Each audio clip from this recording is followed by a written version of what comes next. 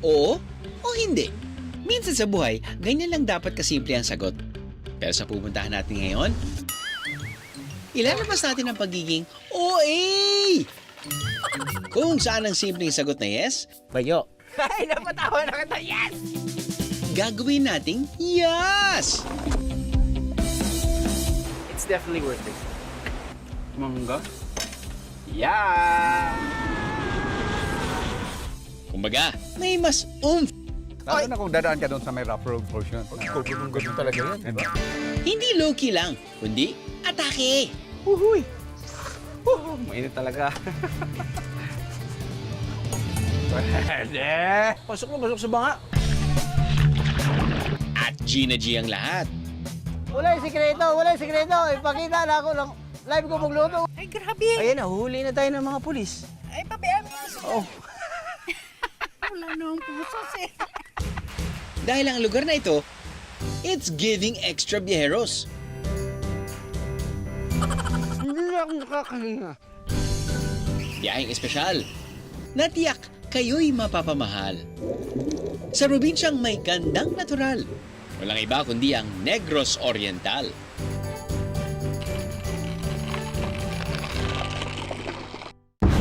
Paalala, delikado ang mapapanood. Huwag basta-bastang gagayahin, biyaheros. Dito tayo sa bayan ng Valencia, kung saan ang lumang sasakyan na gawa lang sa kawayan, sa nagbabagang apoy itinaraan. Kung ang trip nyo ay high adrenaline adventure, tiyak na mapapayas kayo rito, biyeros. Ito ang Ligron. Sa larong ito, pagugulungin pababa ang cart na gawa sa kahoy mula sa matirik na lugar. Isa lang naman ito sa mga pinakamapanganib na local sport dito sa bansa. Wala kasi itong motor at nakasalalay lang sa nakasakay ang magiging buhay niya. Ang magiging takbo ng sasakyang ito.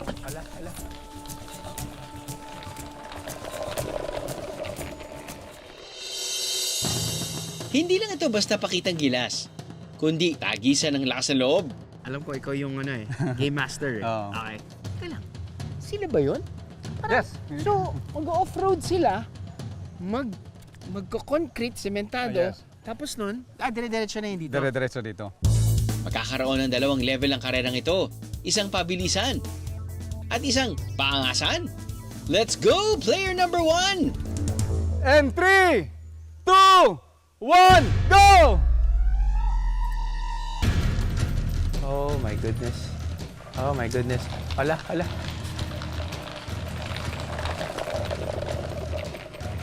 Ang oras ni player number 1, 12.13 seconds.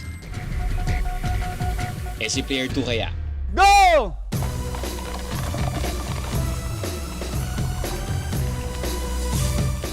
oh, yun yung nakakatakot dun eh. Ay, wala lang. Parang papunta ng palengke. Mas mabilis si player 2 ng may 10.42 seconds. Player 3, are you ready? 3, 2, 1, go!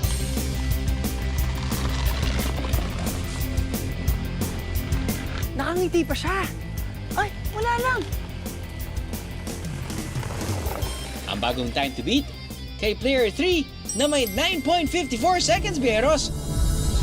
Makahabol kaya si player number 4?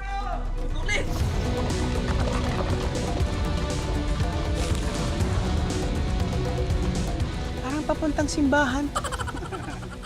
Ang official time ni player number 4, 10.53 seconds.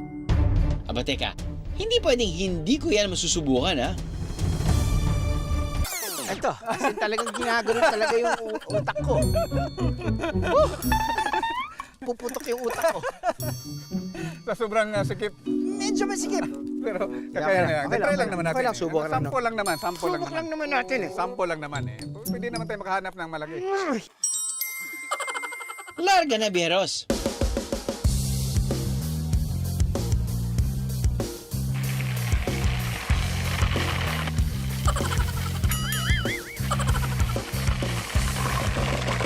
Galing. Panalo, Galing, panalo. bro.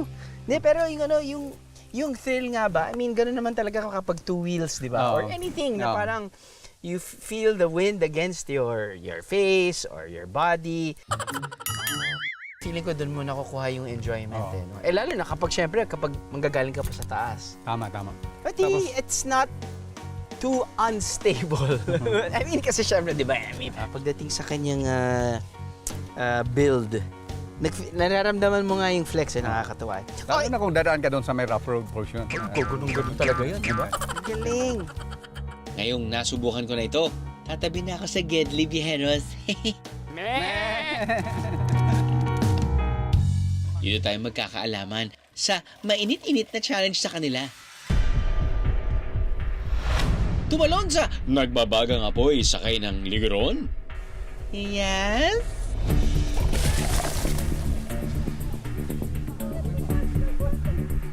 Boy ba? Sulfur angas!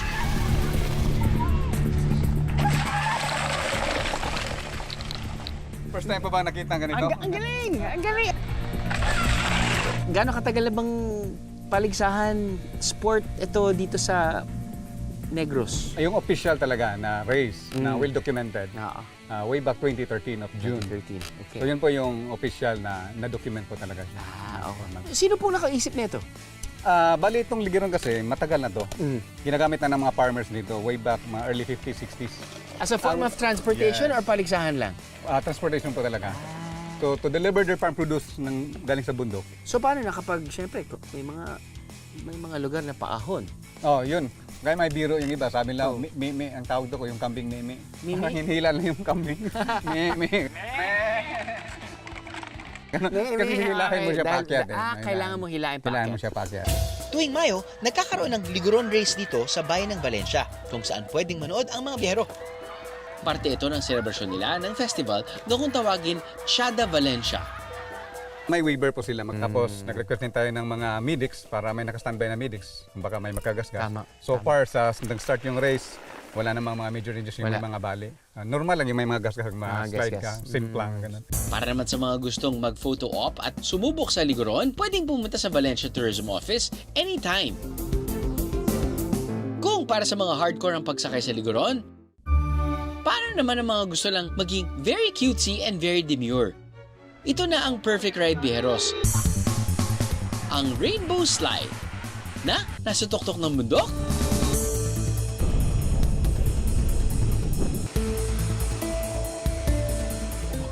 Oh, parang aeroplano, no? Ito yung isa sa mga bagong attraction. They call it Rainbow Slide. You pay 150 pesos tapos nun, you actually have 2 rounds. All you gotta do is just wear a helmet, sit on a parang salbabida. Tapos nun, off you go.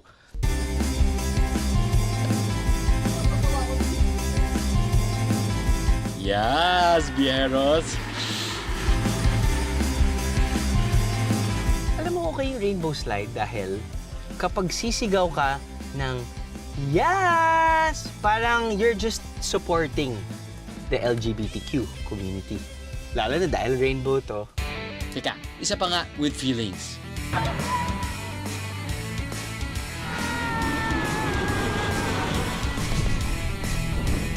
Two rounds, instant gratification. It looks dangerous, but it does not feel dangerous. The 10 seconds of sliding, it will add color to your life. Yes! Sa ngayon, may habang 200 meters ang rainbow slide nila. Pero patuloy pa rin daw ang development dito sa lugar, kaya posible pa itong humaba, ha? Pwede na rin mag-side trip sa kanilang chapel in the sky at sumubok sa iba pa nilang activities. It's a fun, family-filled place po. So yung gusto lang po namin mapapil sa mga guests namin dito is to have a deeper connection po sa nature. From this sweet and colorful ride, dito naman tayo sa literal na sweet. Ito ang Baye-Baye Viajeros. Gawa ito sa bukayo na hinaluan ng powder na gawa sa prinitong bigas. Nakilala namin si Nanay Luisa mula sa Bayawan City na mahigit 4 na dekada na gumagawa nito. Baye-baye sa Bayawan. Sarap ba yan? Marahil ang pinaka-importanting parte sa proseso nito ay ang pagbayo para maghalo ang mga sangkap. Baye-baye? O baka naman bayo-bayo? Bayo. Ikot. Tama po ba yung so far so good? Lakasan mo. Lakas. Bayo. Ikot. Kasi pag hindi mo inikot, Hindi po siya mahahalo. hindi. Hindi. Sasama yan dyan sa, dito. Kumbaga, kailangan ikutin para hindi siya dumikit dito sa... Oo. Tama. Hindi po tayo kailangan magalit, no? Hindi. Hindi. Ikot. Hina pa rin. Mahina pa. Dali na po, Okay. Okay. Bayo. Gusto mo to? Ikaw yatang galit eh. Hindi, okay lang po ba na mas malakas? Ang turo ni nanay, dapat daw ay nasa 50 times ang pagbayo rito. Dito ka kumawa. Dito hawak. Yan. Upo ka dyan. Ganon. Oo. Lapit mo yung lusong. Yan, wala para ba? Yan. 45. Hindi pa. Di ba? Lakasan mo kasi para doon sa kalublooban niya, mabalance siya. Mabalance siya. 33. Kulang pa 5. 5. 4. Ay, napatawa na kita. Yes! Yes! Okay. 3.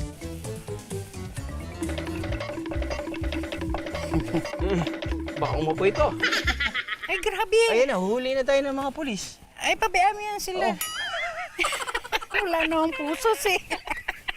Wala na bang pusos? Nga. Huhulmahin na ito at saka dadagdagan pa ng powder. Para more power! Sobrang curious ako kung ano yung lasa nito kasi mukha talaga siyang espasol. But, syempre kailangan may konting challenge. Titikman ko or ngungunyain ko. At the same time, meron akong kailangan bigkasin in Bisaya. Itong mga tongue twister sentences. Okay? Alright.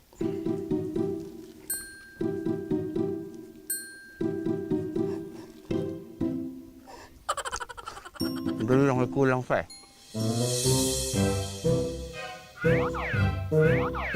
Ang ganda. Ang ganda. Niligas. Lost. Ang ganda. Niligas. Lost. Ang ganda. Niligas. Lost.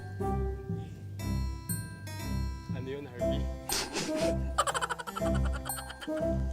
Ang ganda. Niligas. Lost. Ang color. Hindi na ako nakakahinga.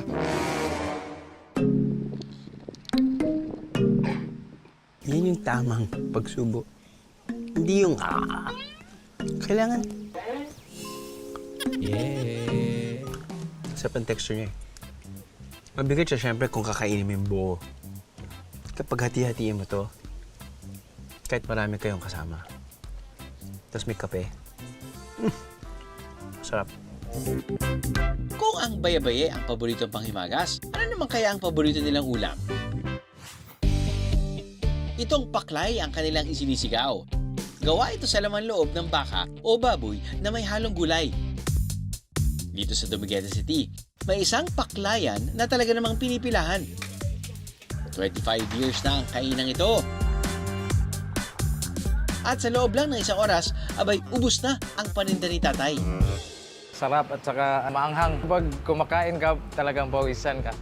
Masarap siya actually, mananam-nanam kasi may pinya. So, yun, doon nakuha yung, na-balance yung flavor niya. Nag-experiment ako kakuan. Gama ko kakua. Usa na kay baligya mga 3 times kung ga experiment. Uasa makita siyang lami. Nag-start ko 2 kilo, 4 na kilo, 6 na kilo. Hindi pa nga tapos magluto si Tatay Eking. Abangers na ang kanyang mga customer. Wala yung sikreto. Ipakita na ako ng live ko magluto. Wala, ipakita na magluto ko. At kapag ready na itong itinda, mabilis pa sa alas 12.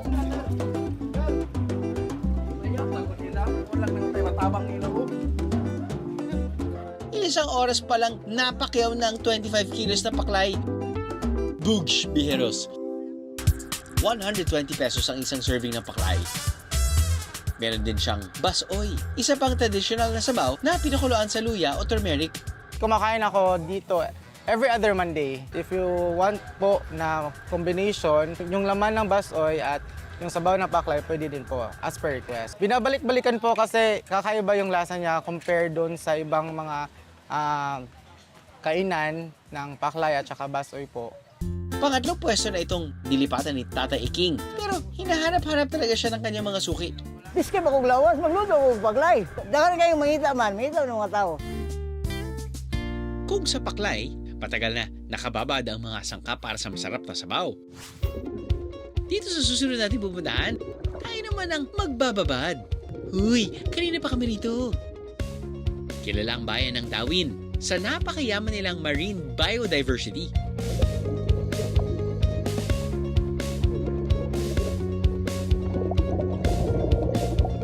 Sa public beach na ito, ilang hakbang lang mula sa Pampang. May mga makikita ng breathtaking corals at isda.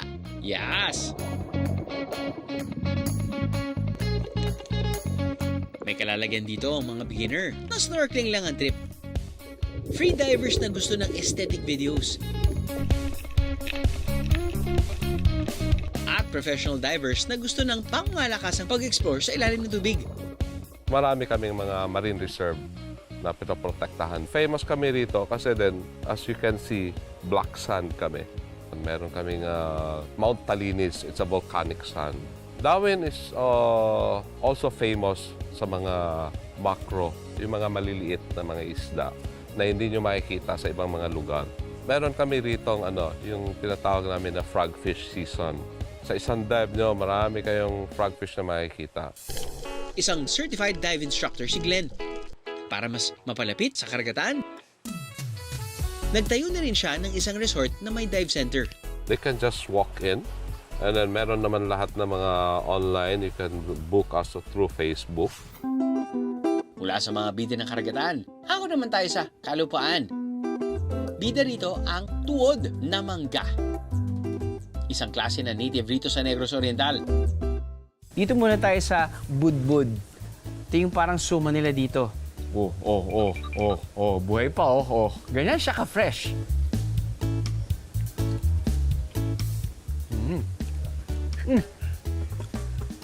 Solid. Ito yung toad. Medyo maliit siya. Pero sweet.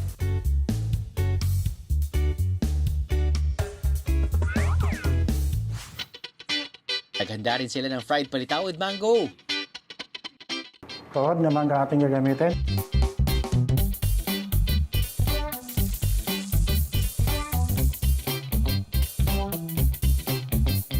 Ito, huwag na nating gamitan ng fork dahil usually naman yung palitaw, kinakamay yan eh. Wow. Palitaw on its own, na hindi fried. Texture pa lang parang nakakagigil na. Tapos frenied pa. Tapos nilagyan pa ng konting syrup. Nilagyan pa ng mangga. Yes! Ang restaurant na ito, nasilupain na may higit 200 puno ng mangga lang naman. Pero wait, bakit ang daming ganap? Uy, perfect for the family!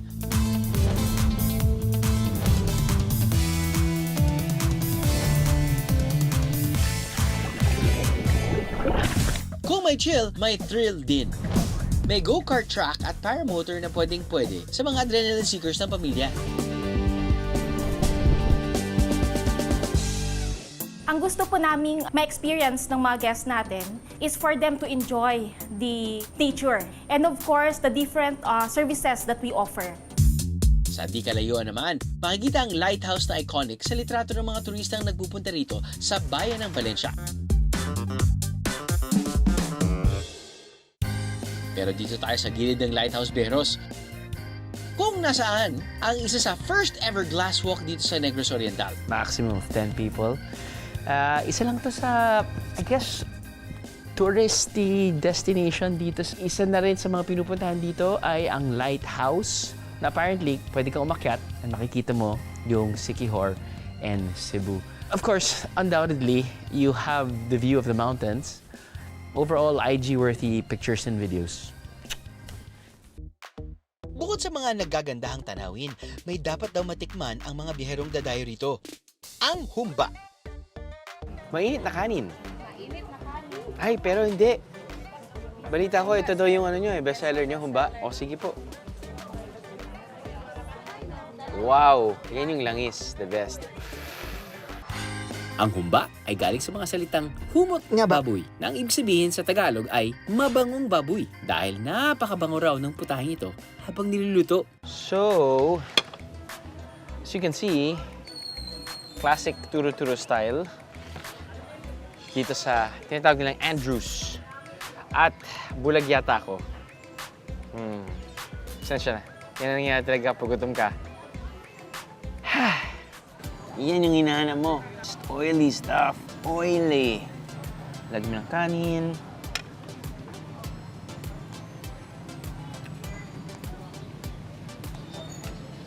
Kaya pala bestseller. Wow. Wow. Wow.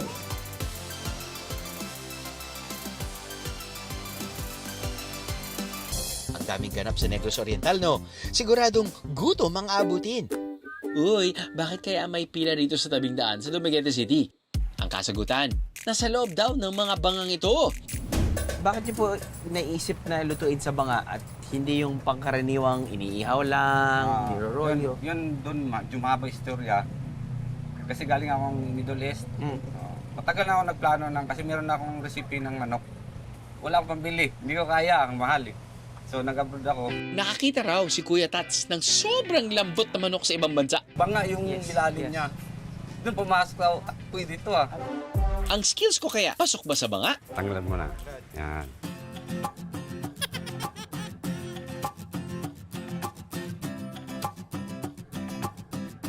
Oh, yan. Ayos na yan. Ito namin yung banga natin. Okay. Dito natin sasabit yung lulutuin. Ato, okay. Meron siyang So, maliit lang pala yung Malit mga uling. burner niya. Yung burner uling niya. namin is pinagawa talaga yan para sa... Yan yung mga capsule ba? Briquettes. Di ba? Briquettes tawag niya. Briquettes. Okay. Ilalagay mo yun. Ako muna. Okay. Tingnan mo. Ganyan Okay. lang hawak niyan para safety kasi mainit yan eh. Correct. Tapos, isasabit. Oh, wow! Ang temperature niya ngayon is nasa nasa 100. Pero pag lulutuin mo na yung manok, kaabot ng 250 to 300. 250. Ilang oras? 1 hour and 15 minutes. Yon. Okay. Yan ang chicken natin. Mukhang rabbit ah. Oo. Ito talagang kinakain, no? Yan talaga masarap. Mainit yan ha. Uhuy!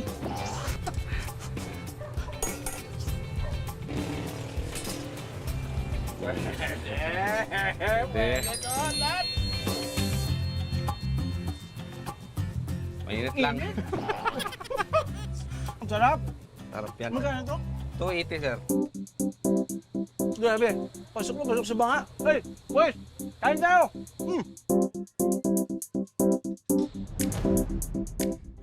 Malambot yung...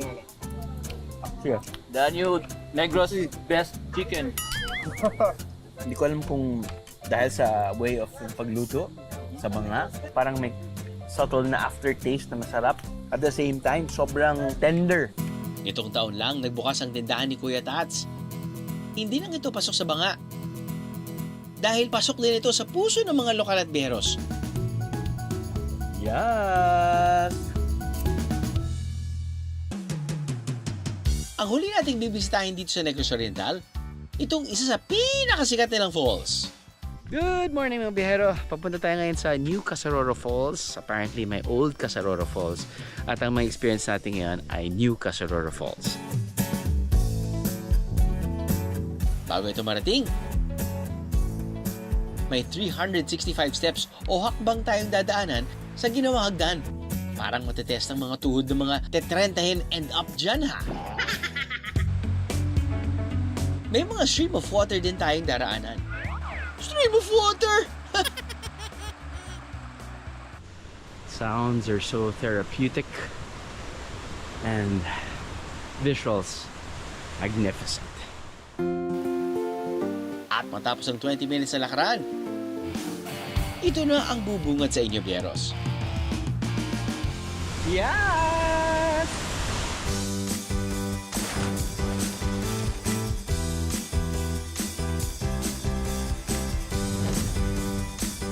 Pero as you can see, na-experience na natin yung new Pasaroro Falls. Apparently sa impormasyon na nakalap namin. Yung old pala ay medyo sketchy na yung daan. I think this is the more tourist-friendly option. Before thinking about going up, enjoy nyo muna yung falls dahil yung falls, height-wise, you know, in terms of visuals, ganda. The water's not that clear, but dahil binubuga ng magandang araw, there's a portion na it's very well lit.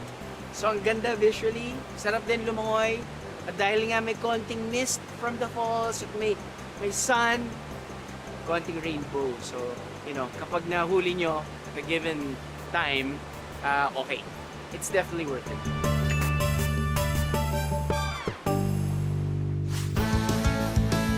Hindi ito ang unang beses na nagpasaya ang Negros Oriental. Laging may bago. Kaya bakit tayo hihindi sa handog ng mga lokal? Sila na buong pusong naghahanda at gumagawa ng paraan para maging espesyal ang ating bawat pagbisita. Para tiyak na mag-iwan ng kasiyahang tumatagal.